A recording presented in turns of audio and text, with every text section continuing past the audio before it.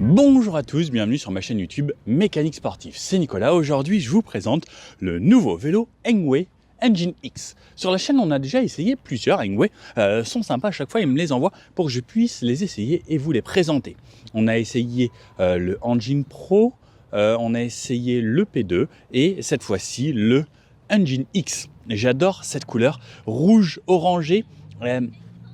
Il n'est pas très discret, mais qu'est-ce que j'adore. Enfin, je trouve que ça colle vraiment bien avec le look de ce vélo et le style en fait que ça a, avec le côté fat bike, avec le côté un petit peu suspendu, un petit peu bas ici, le porte-bagages. Enfin, j'ai l'impression que c'est un vélo qui serait top pour aller se balader au bord de la plage ou même en ville. Et ce qui est bien, c'est qu'en fait, on va se faire remarquer avec cette couleur et justement, on sera peut-être plus visible pour les automobilistes. Comme d'habitude, je vous donne toutes les caractéristiques de ce vélo et je vous le présente un petit peu en détail. Donc lorsqu'on le reçoit dans un carton, il faut l'assembler et c'est plutôt facile. Il y a quelque chose à assembler comme le garde-boue avant. On a la roue avant à monter, on a ici la partie potence guidon et la selle insérée ainsi que les pédales. Alors si vous n'avez pas l'habitude de monter les vélos vous-même, n'hésitez pas à le faire par un professionnel, ça coûte une centaine d'euros. Et au moins, vous serez sûr que le vélo sera bien assemblé. Après, ça dépend, il y a peut-être des revendeurs qui le font pour un petit peu moins cher. Mais sinon, passez par quelqu'un qui sait le faire. Au niveau du carton, on reçoit un carton qui fait environ 40 kg. Le vélo, lui, fait 31,6 kg. Alors, c'est pas léger, mais oui, c'est un gros cadre ici qui est quand même en alu. On voit les belles soudures. Et c'est un vélo tout suspendu, fat bike, des roues métalliques ici qui paraissent assez costauds. Au niveau de la couleur, vous pourrez choisir soit cette couleur rouge un petit peu orangé qui ressort super bien au soleil aujourd'hui. On a de la chance, il fait beau, on est au mois de février. Il fait bon presque. Ça pourra me faire un petit tour sympa. Donc rouge, gris, noir ou blanc. Je vous avoue que ce coloris, moi, me plaît bien. J'ai déjà essayé les gris et les noirs sur la chaîne. Vous pourrez retrouver également d'autres essais des autres versions. Au niveau du prix, il est à partir de 1299 € en ce moment sur le site Engwe directement. On peut avoir en option avec la batterie un petit peu plus puissante à 1569 € avec la batterie 16 Ah. La batterie qu'on a aujourd'hui, c'est une 13 Ah, 48 volts. C'est annoncé quand même jusqu'à une centaine de kilomètres lorsqu'on met le petit mode 1, donc le pédale assist à vitesse tranquille. On peut avoir 5 niveaux de puissance lorsqu'on va rouler. Celui-ci est bridé pour la France, puisqu'en France, on est limité à 25 km/h. Il existe d'autres versions qui vont jusqu'à 40-45 km/h. Celui-ci est limité à 25 km/h, c'est ce qui est légal chez nous.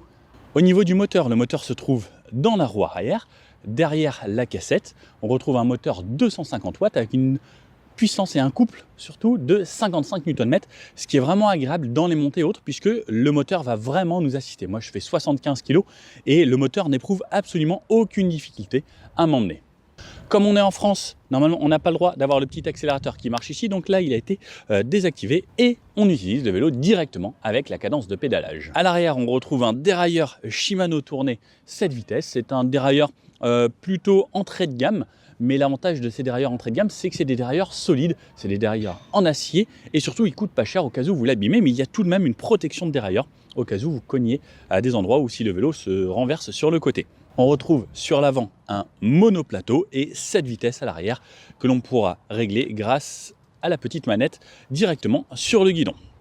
Au niveau du freinage, on retrouve deux disques de 160 mm à l'avant et à l'arrière avec un freinage mécanique sur cette version aujourd'hui. Lorsque vous recevrez le vélo, n'oubliez pas de roder un petit peu le freinage, il faut faire une balade, freiner un petit peu de temps en temps, pas de prolongation sur le frein, pas de freinage prolongé où vous restez appuyé longtemps sinon ça peut glacer les plaquettes, donc un petit rodage fera du bien, ça veut dire vous faites votre balade, vous freinez doucement et vous allez voir le freinage va s'améliorer avec le temps.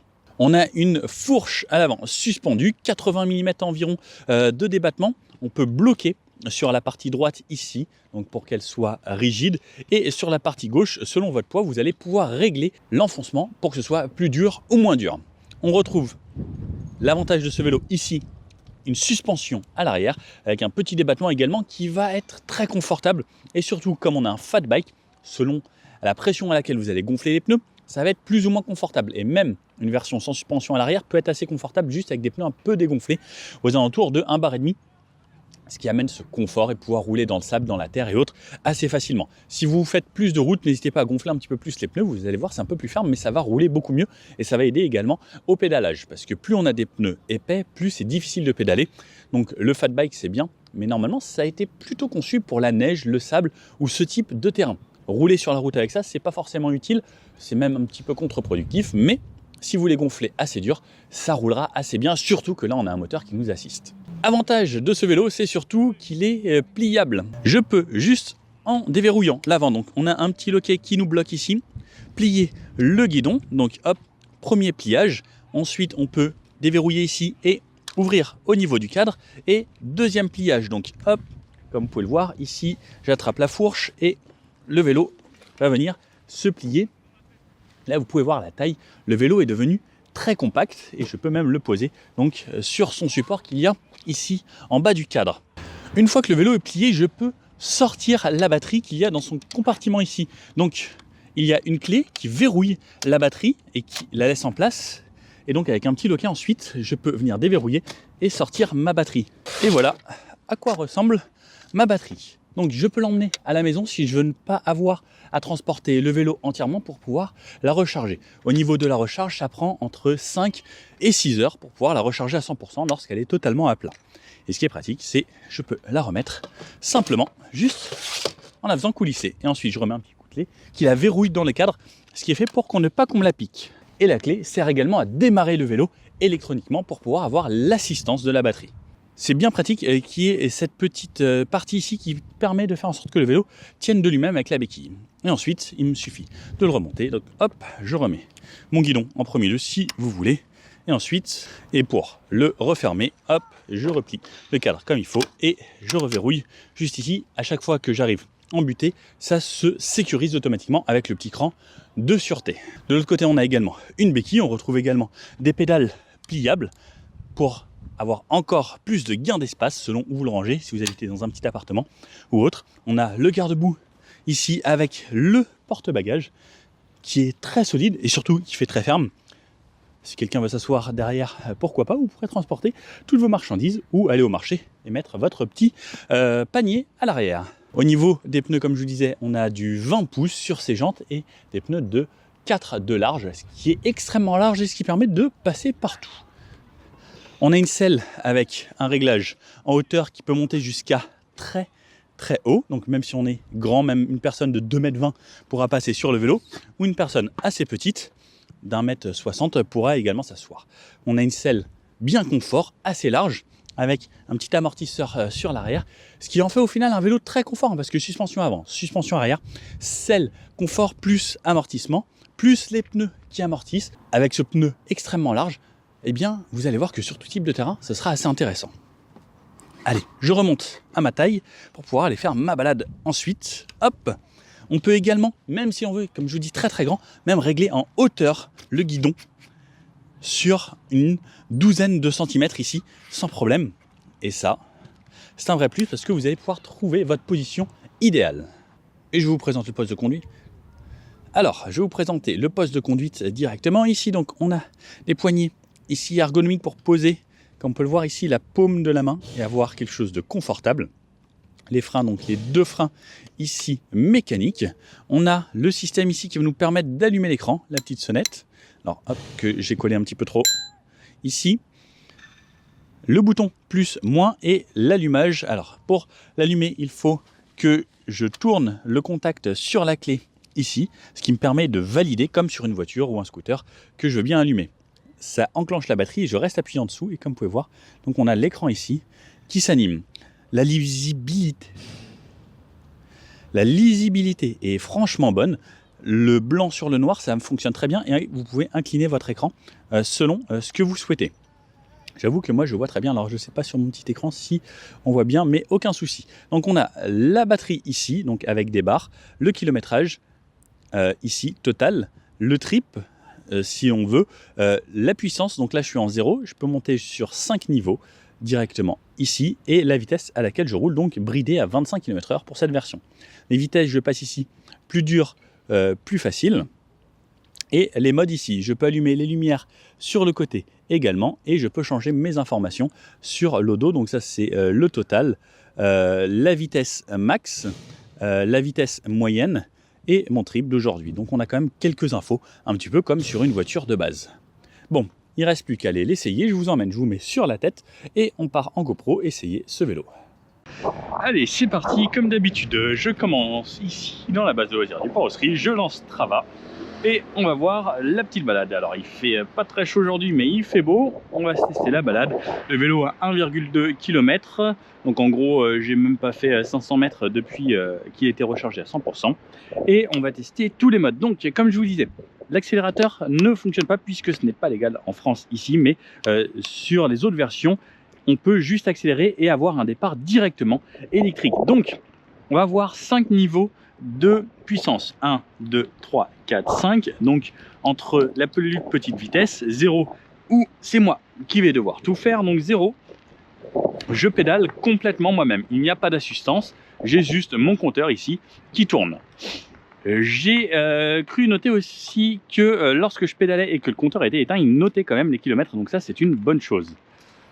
Donc là j'ai ma vitesse affichée, donc plus je pédale vite, plus ça va monter. Et on peut voir qu'il y a une sorte ici de contour selon la vitesse à laquelle on va. Ça va aller plus ou moins jusqu'au bout. Freinage, donc 2 freins à disque, frein arrière à droite, frein avant à gauche.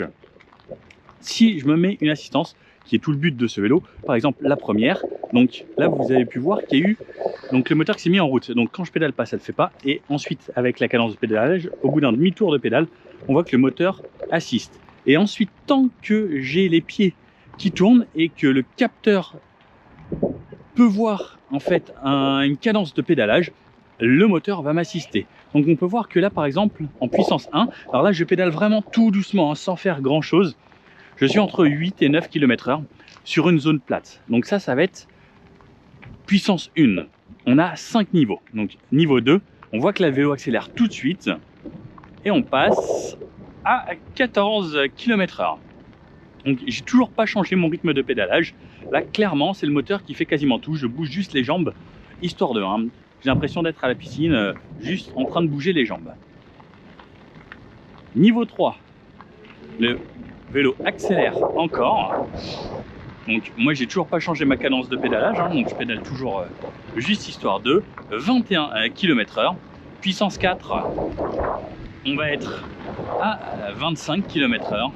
Et puissance 5 qui ne va pas changer mais qui va toujours être à 25 km/h, qui normalement est une vitesse qui va plus vite lorsque le vélo est débridé. Comme vous pouvez voir, je suis sur du chemin là depuis tout à l'heure. C'est vraiment agréable. Avec la suspension, les gros pneus qui travaillent, qui font que ça amortit tout. Regardez, même là sur du gravier et autres, là dans les trous, eh bien je ne ressens quasiment rien. C'est assez incroyable le confort en fait que ce vélo apporte sur ce type de chemin, en plus avec la selle qui est hyper agréable. C'est un plaisir. Donc comme on a des gros pneus, on peut vraiment aller partout sans problème. Donc là du chemin, là il y a des petits trous. Alors regarde, je vais vous faire même un petit bout dans l'herbe juste en passant par ici. Alors on va aller vraiment dans l'herbe.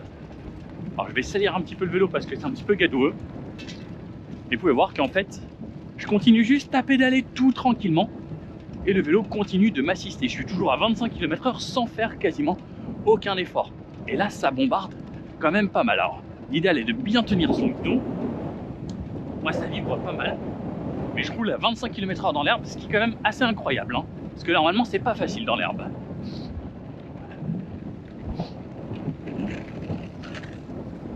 Et je peux repasser sur du chemin. Je peux même mettre la vitesse la plus dure pour pouvoir aider le vélo un petit peu de temps en temps, parce que sinon je vais jamais l'aider, en fait c'est lui qui va tout faire. Donc là le but ça va être de laisser l'assistance au maximum et de rouler le plus vite possible tout le temps. Et on va voir combien de kilomètres on va faire. Je vous fais un petit débrief à chaque fois.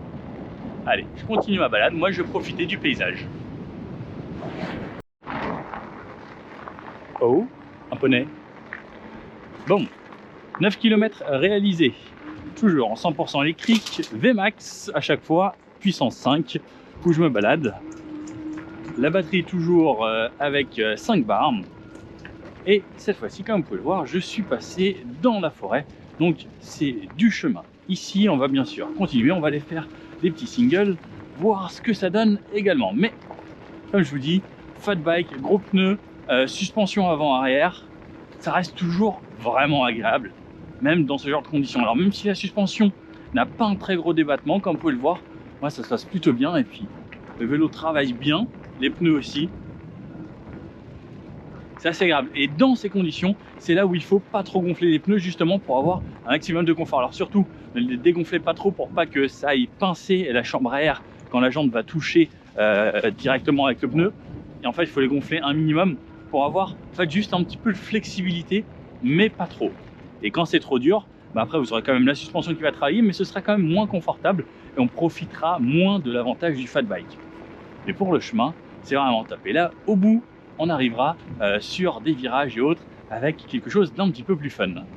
Puis même quand c'est un peu plus dégradé, de la boue ou autre, hop, on peut se lever un petit peu. Alors, c'est pas forcément le vélo idéal pour faire du tout-terrain, mais on peut faire du tout-chemin. Regardez, même si je veux monter là, bah, ça monte sans problème. Et si je veux descendre un truc plus raide, ça y va bien. Et en fait, on a une position, alors qui paraît pas du tout sportive au premier abord, mais au final, même monter ou descendre des trucs un petit peu techniques, et ben c'est pas trop dérangeant. Et on va voir ça, on y arrive. Allez, on peut même y aller à fond, donc à 25 km/h, parce que sinon après c'est vos jambes.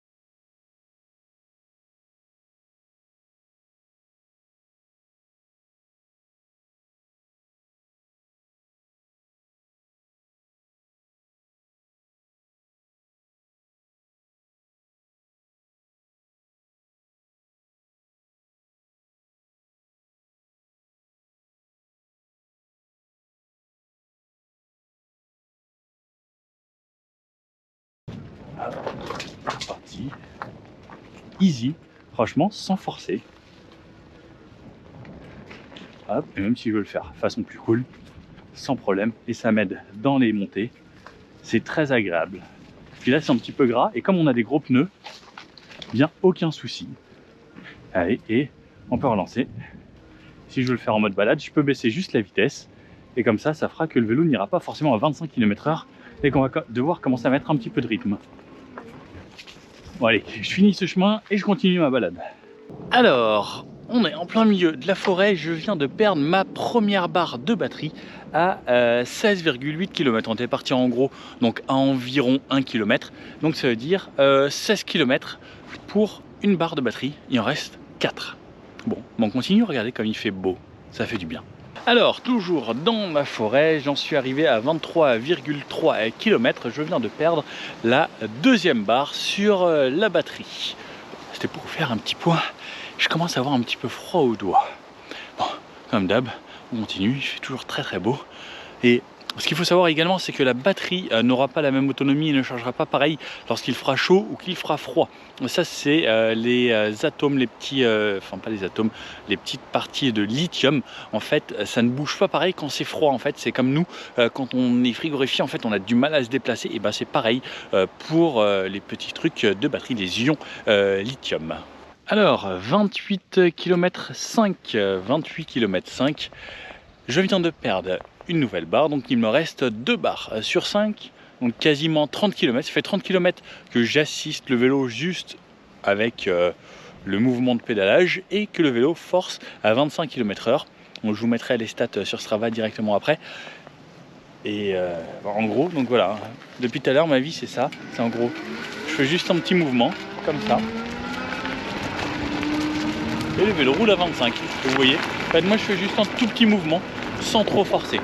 Ça va, c'est pas trop dur. Je galère pas trop. Et rouler une moyenne de 25 km/h, c'est quand même assez difficile en VTT, ou sinon il faut quand même avoir une bonne endurance. Moi qui roule beaucoup en VTT, il faut un bon vélo et surtout de très bonnes jambes. Et comme vous pouvez le voir, ça se passe super bien. Ah, je ne force pas du tout. Bon alors, 37,5 km au compteur et il me reste une barre, donc je pense que c'est l'heure de rentrer. Je suis sorti de la forêt pour me rapprocher un petit peu de chez moi parce que j'ai pas envie de trop pédaler aujourd'hui. Mais 37,5, on a utilisé 4 barres. Donc je pense qu'on va être aux alentours des 45 à peu près. Hein. Dans ces conditions, n'oubliez pas que c'est la première charge de la batterie. Et souvent, il faut un petit temps de rodage et le temps qu'elle se charge à fond, qu'elle se décharge à fond. Et ensuite, le 2-3e cycle, c'est un petit peu mieux. Bon, depuis tout à l'heure, en fait, la deuxième barre était partie. Elle est revenue, elle est repartie, elle est revenue. Jusqu'à environ 43 km affichés au compteur. Et donc là, j'en suis à 46. Il me reste toujours une barre. Et on va voir ce que ça donne lorsqu'on va monter un escalier un petit peu raide. Et je sais pas si vous pouvez le voir là. Je sais pas si vous pouvez le voir, mais là, je vais baisser un peu les vitesses. Je vais laisser en mode 5. Donc, comme vous pouvez voir là, c'est un escalier.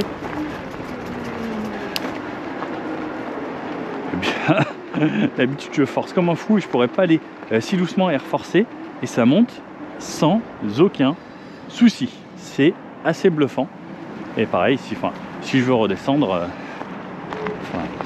je le fais assez. Le côté fat bike et tout, c'est un vrai avantage. Et regardez, donc il y a la montée, je vais commencer ici directement. Là, je suis en deuxième vitesse ici, mais 5e vitesse d'assistance. Donc je lance le vélo et sans forcer, je vais pouvoir monter une côte hyper raide. Alors là, j'assiste un petit peu le vélo, forcément, parce que là, c'est quand même très très pentu. Et ça monte et hop, on peut venir même en wheeling si on veut. Bon bah, je continue toujours mon trajet et on va voir jusqu'à combien de kilomètres on arrive. Hein. Et ça bombarde là. Par contre, une fois que la vitesse est relancée, on retourne à 25 km/h. Bah finalement, j'ai refait un petit peu de chemin. Et on continue.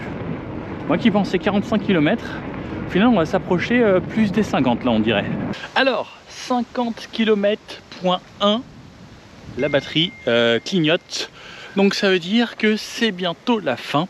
50 km, c'est déjà franchement bien pour surtout le premier cycle de recharge et surtout dans ces conditions froides où moi aussi, oulala, j'ai un petit peu froid. Bon, qu'est-ce qu'on en pense ce vélo? Eh bien, je vais le remettre sur sa béquille d'ailleurs. Et je vais vous faire la fin comme ça. Très bon vélo, hyper confortable. En fait, le fait d'avoir ces pneus énormes ici, regardez que je les avais pas trop gonflés en plus, justement pour que ça garde totalement du confort. Suspension avant, suspension arrière, un vrai plus. La selle est plutôt confort, surtout que j'avais un jean.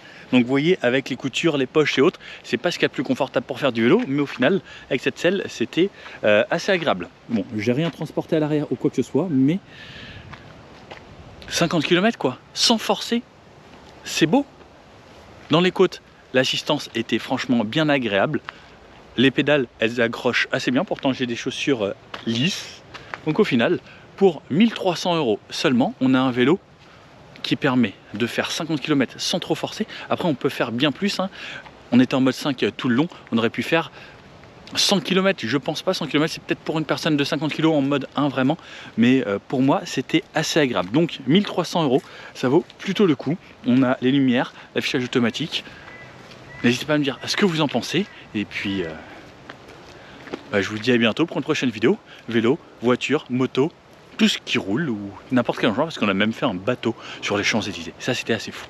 Allez, à bientôt. Ciao.